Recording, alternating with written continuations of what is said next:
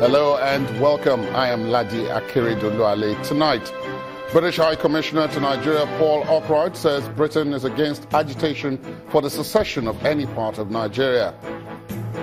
Acting President canvasses entrenchment of free and fair polls in the country. Former Vice Chancellor of Obafemi Awolowo University arraigned for alleged 1.4 billion naira fraud. Court orders him remanded in EFCC custody. Trump and Putin hold face-to-face meeting for the first time in Hamburg, agree to ceasefire in parts of Syria. And on business news tonight, America's economic counselor to Nigeria commends federal government's policy framework and economic recovery growth plan. While on sports news, FIFA suspends Sudan with immediate effect owing to government interference in the country's football association, the SFA. And from Abuja, apprehension in Kaduna as suspected cattle rustlers killed 2 policemen and a civilian in Maigana district. Police authorities promised to go after the culprits.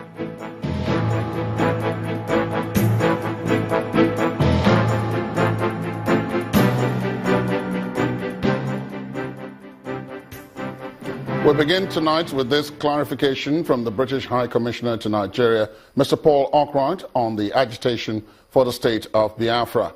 The British envoy, in very clear terms, dissociated the British authorities from any form of agitation, saying that Britain is in support of the unity of Nigeria and also supports the Nigerian government. Mr. Arkwright was speaking in Ilorin, the Kwara State capital, today when he visited the Speaker of the State House of Assembly.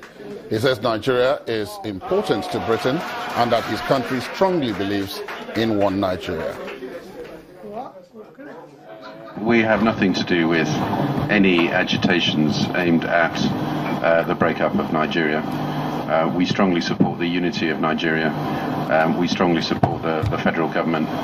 And that is a position that the British government has held consistently. So we have absolutely no interest in stirring up any agitation, and anybody who claims that the British or the British government is involved in any way in any of that is completely wrong.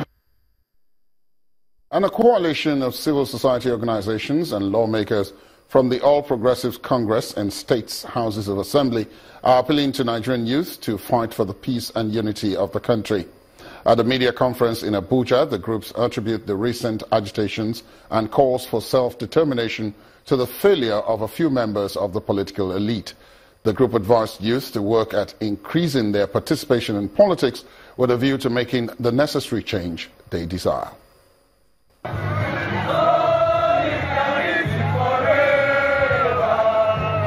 More reactions have continued to trail recent agitations and calls for self-determination across the country. The latest of these is coming from rights activists and state lawmakers who condemn calls for recession. The lawmakers from 8 states controlled by the All Progressive Congress, including Bauchi, Nasarawa and Imo states, expressed their dissatisfactions with some political elites who they accuse of manipulating the youth for their selfish interests.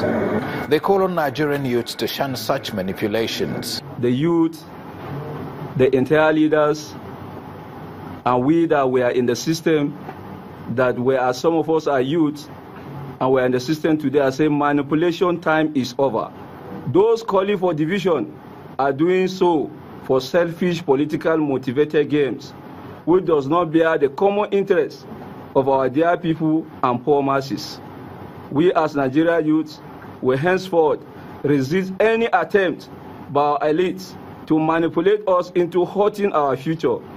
At a separate event, a coalition of civil society organizations also joins in the campaign against hate speeches and calls for self-determination as they launch the No War campaign in Abuja.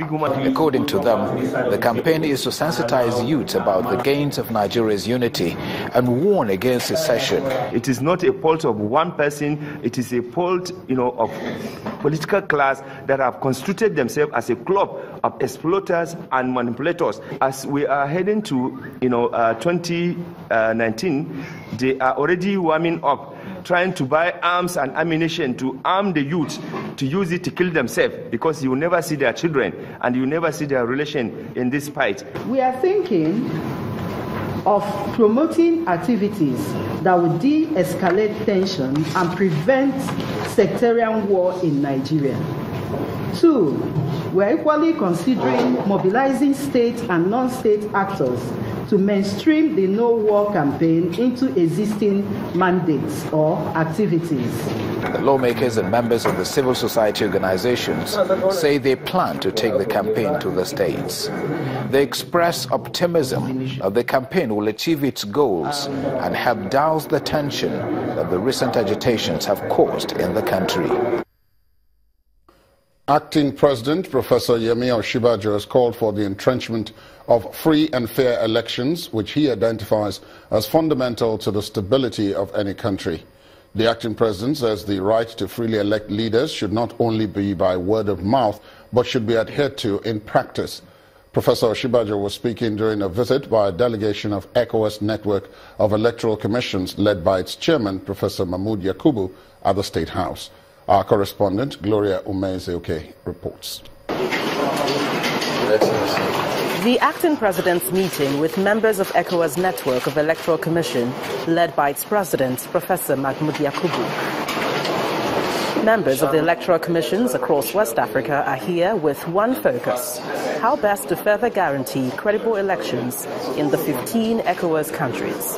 It's a very special honor indeed. The acting president told the committee that the federal government believes in the principle of free elections, a factor he considers quintessential to the stability of any nation. We believe in the fundamental principles of free elections. And we believe that the only way to ensure stability in society is to ensure that people have a right to elect their leaderships, but not just a right on paper, but a right in practice. And the only way by which that right can be manifested in practice is by free and fair elections. The president, who is also the chairman of the Independent National Electoral Commission, noted that a good voters' register is crucial to achieving credible elections.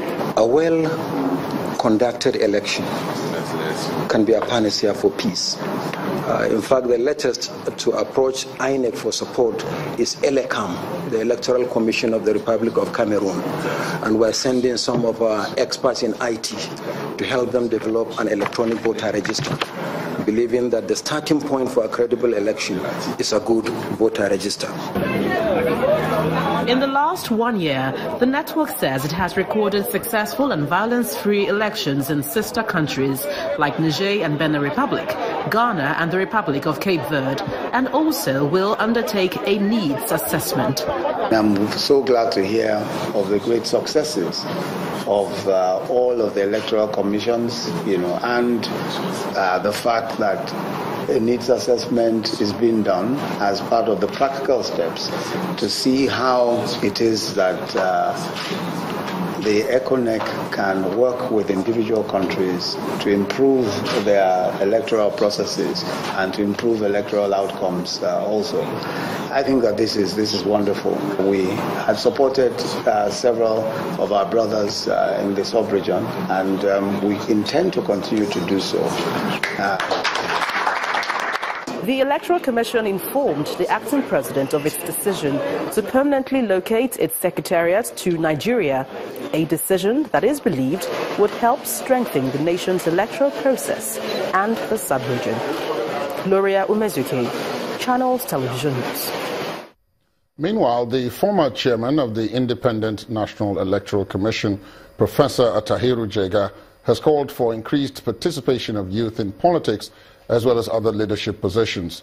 Professor Jega, who made the call at a meeting in Abuja, attributed the non-involvement of youth in politics by the ruling class to greed. He says this must be addressed for the nation to achieve any meaningful development. Statistics from the National Population Commission shows that youths in the country constitute 70% of the population. The data also reveals that just a few persons in this age group are given elective or appointed positions. Good morning, ladies and gentlemen. There were views on how to change the trending sit-tight leadership style in Africa. These, according to experts, have been responsible for lack of credible elections in the continent. Elections in Africa have often been characterized by efforts of incumbent African leaders to prolong their stay in office by any means necessary, while looting the fisc and suppressing the legitimate demands of citizens for a better life. This situation has made the pursuit of free and fair elections an exercise in the promotion of democracy in Africa.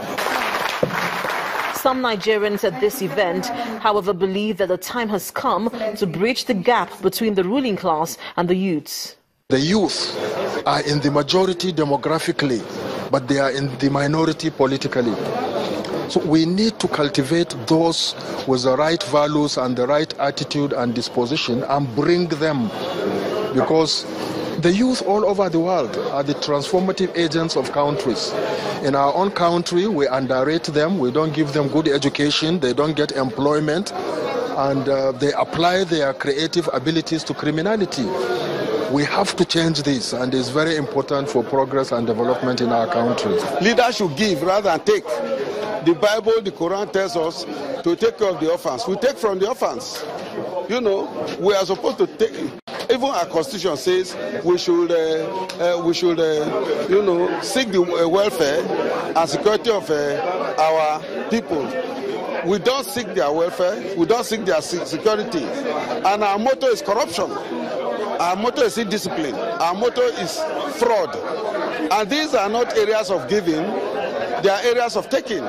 While these recommendations might just serve as a wake-up call for all, the reality is that just a few percentage of youths engage in politics or leadership positions. Many, however, say the time to act is now for equal representation in national development.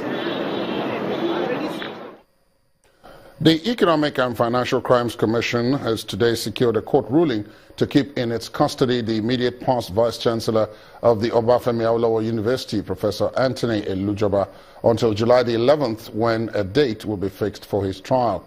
Professor Elujoba and the bursar of the institution, Josephine Akeredolu, are standing trial on a 7-count charge of intent to steal monies belonging to the institution, as well as conspiracy to defraud.